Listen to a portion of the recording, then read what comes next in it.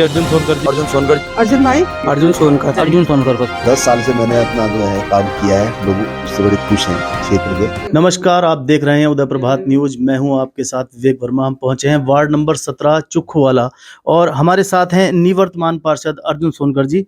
आपका उदय प्रभात न्यूज में बहुत बहुत स्वागत है। धन्यवाद। आप वर्तमान में भी कांग्रेस सिंबल से वार्ड नंबर 17 चुखवाला से कांग्रेस प्रत्याशी हैं और यहाँ से पार्षद पद के लिए चुनाव लड़ रहे हैं।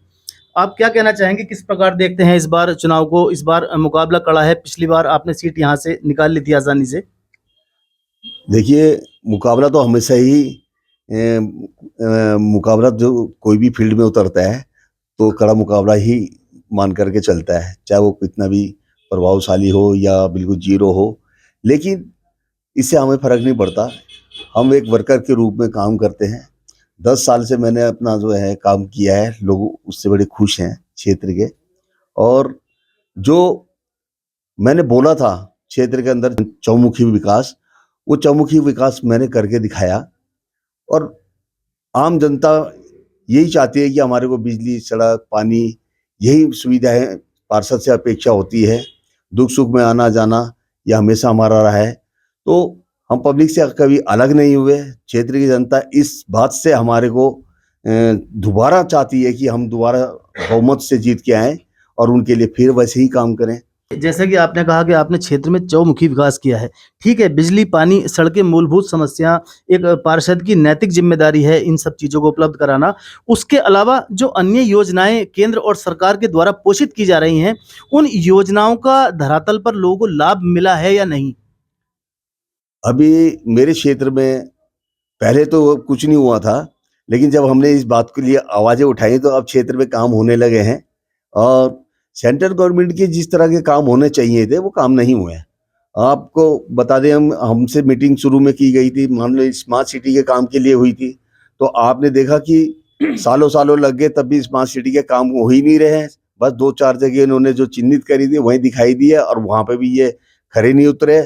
और सिर्फ लिपाई पुताई से काम नहीं चलता ना, मूलभूत समस्या यही होती है। आपके सीवर और पानी की मेन समस्या होती है। जो पानी का जो आप लोगों ने देखा कितनी बुरी हालत रही है इस बरसातों के अंदर, सीवर का पानी लोगों को पीना पड़ गया। बहुत जगह ऐसी एरिया आप देखो, कहीं कहीं जल भराव की अभी भी कोई व्यवस्था इन्होंने नहीं करी है। मतलब जो एक स्मार्ट सिटी बननी चाहिए थी और उसका स्वरूप होना चाहिए था कि स्मार्ट सिटी क्या है, कि हमसे जब मीटिंग हुई थी तो हमें इन्होंने बुला करके बात भी करी थी अधिकारियों ने। तो हमने बताया था कि भाई जो सीवर हमारे ब्लॉक हो रखे हैं, जो मेन रोडों पे हैं, जैसे विंदाल से लेकर रिसना तक, वहाँ पे आपने देखा हो सीवर बीच बीच में वो बनाए गए थे पुराने।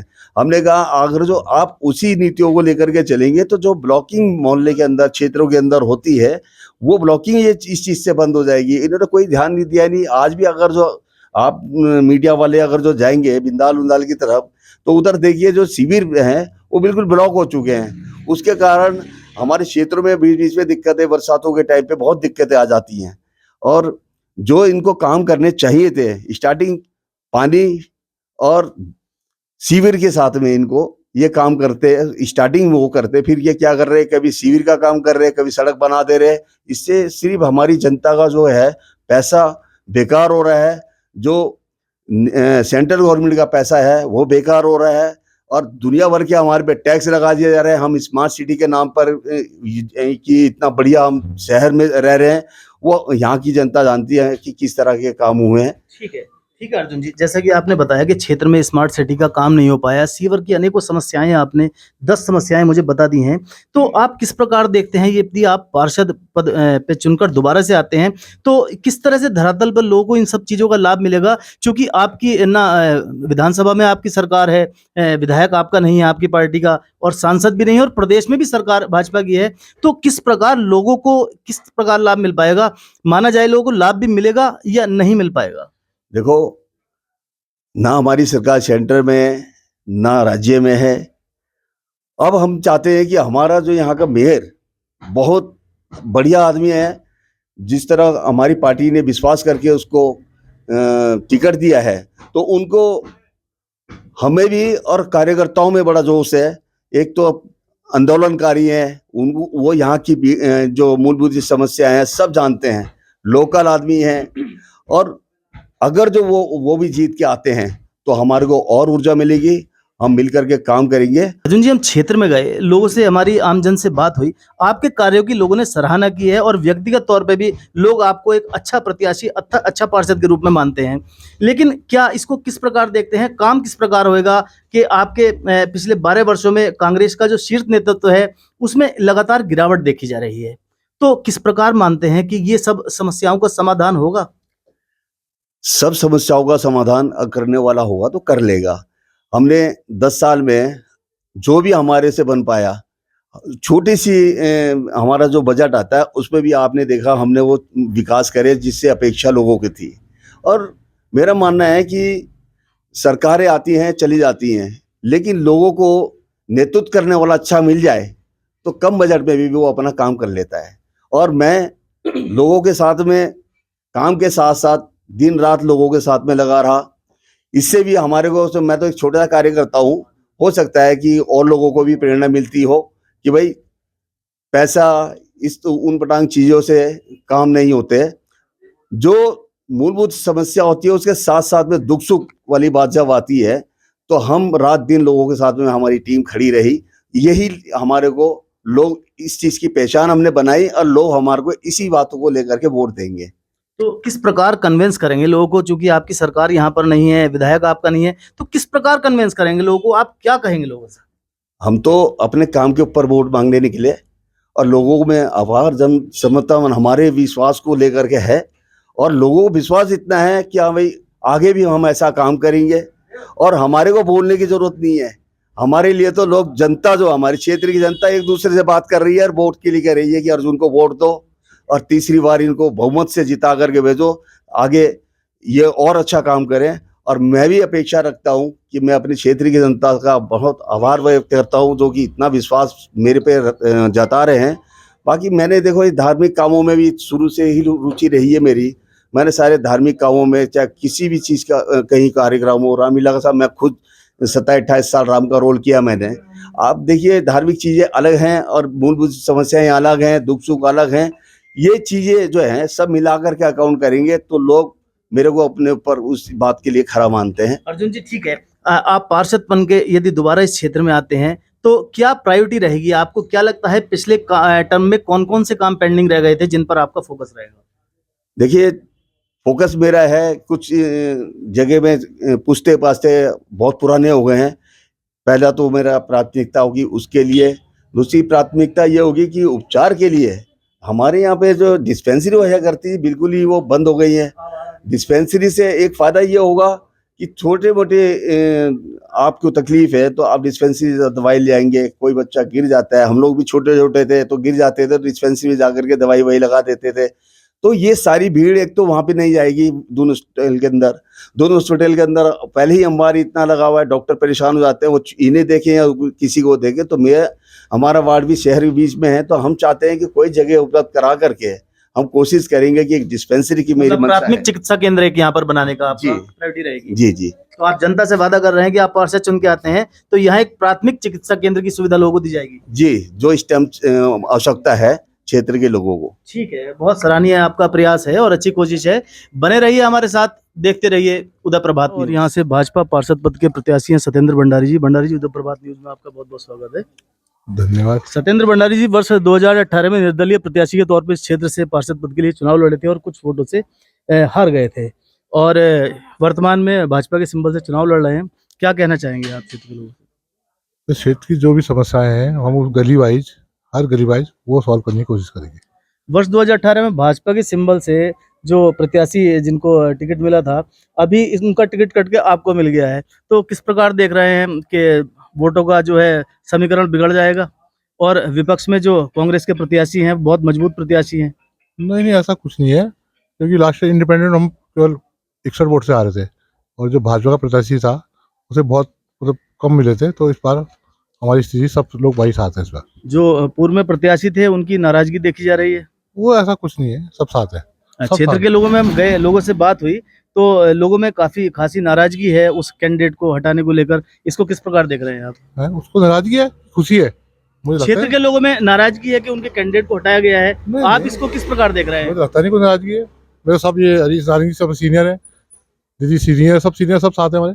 आप किस प्रकार देख रहे हैं इसको? मैं तो कुछ नहीं देख रहा हूँ, मैं तो सब ठीक है, सब ठीक है। सब ठीक है। ठीक है, क्षेत्र में चलते हैं कि इस बारे में क्या राय है। और हम बात कर रहे हैं प्रकाश नेगी जी से, और आप पूर्व में वार्ड नंबर 15 होता था घंटाघर, वहां से पार्षद रह चुके हैं। प्रकाश नेगी जी किस प्रकार देख रहे हैं इस चुनाव को? पहले तो बहुत बहुत धन्यवाद, आपने मुझे मतलब यहाँ पे आप मेरा साक्षात्कार ले रहे हैं। चुनाव को अगर देखा जाए तो अर्जुन भाई की मेहनत है, लगन है, क्षेत्र में सभी लोगों के साथ इन 10-15 सालों से जुड़ाव रहा है। जो लोगों की दुख समस्याएं रही हैं क्षेत्र से संबंधित, उसमें भी अर्जुन भाई ने लगातार काम करा है, इसलिए अर्जुन भाई को दोबारा भी चुनाव जिता के भेजा जनता ने। और मुझे विश्वास है कि तीसरी बार भी जो है जनता अर्जुन भाई को चुनाव जिताकर भेजेगी। और अर्जुन भाई जो है, हमारा ऑफिस जो है अर्जुन भाई का, वो 365 दिन खुला रहता है क्षेत्र में लोगों के लिए। सुबह शाम बैठते हैं, सभी कार्यकर्ता साथ देते हैं, दुख सुख में साथ रहते हैं। तो निश्चित रूप से ठीक है अर्जुन जी, आप ना पहले घंटाघर से पार्षद रह चुके हैं, तो जी। आपको क्षेत्र की समस्याओं के बारे में बखूबी मालूम है। हाँ जी, और इस क्षेत्र से भी आपका वार्ड कुछ क्षेत्र जो है इस क्षेत्र में भी जुड़ गया है हाँ वर्तमान में। बिल्कुल, जी, तो आप क्या मुख्य समस्याएं मानते हैं क्षेत्र की, कि सबसे गंभीर समस्या क्या है इस क्षेत्र की, जिन पर काम होना देखिए चाहिए? सबसे पहले तो इस क्षेत्र का सबसे मुख्य जगह है, मार्केट वाला क्षेत्र है, घनी आबादी वाला क्षेत्र है। तो सबसे पहले तो यहाँ एक जल भराव की समस्याएं आती है, पार्किंग से संबंधित है, छोटी छोटी गलियां हैं, संकीर्ण गलियां हैं। तो शहर का घनी आबादी वाला क्षेत्र है, तो समस्याएं तो बहुत हैं, जिसमें जो अर्जुन भाई हैं या जो मेरा क्षेत्र पुराना क्षेत्र जुड़ा है, तो उसमें लगातार काम भी कर रहे हैं। जैसे सीवरेज की प्रॉब्लम है, पहले जनसंख्या यहाँ आज से 10 साल पहले क्या होती थी, आज जनसंख्या दुगनी हो गई है ना। तो सीवरेज का है, पानी की समस्या जब मैं पार्षद था तो मैंने अपने क्षेत्र में मुख्य डाकखाने के पीछे ट्यूबवेल लगवाया था। तब हमारे कांग्रेस की सरकार के विधायक राजकुमार जी होते थे, तो उनके बजट से, क्योंकि कांग्रेस मतलब पार्षद का बजट इतना तो होता नहीं है कि बड़े बड़े योजनाएं या कुछ पॉलिसी बना सके, है ना। तो बजट के अनुसार जो है पानी की समस्या का तो समाधान हुआ था। यहाँ जो है एक पार्किंग की समस्या, छोटी छोटी गलियां हैं, जल भराव है, और कुछ नदी से लगता भी हमारा वार्ड है, जिसमें पुस्ते जो हैं क्षतिग्रस्त हो गए हैं, पुस्ते टूट चुके हैं, उनमें भी निर्माण कार्य होना है।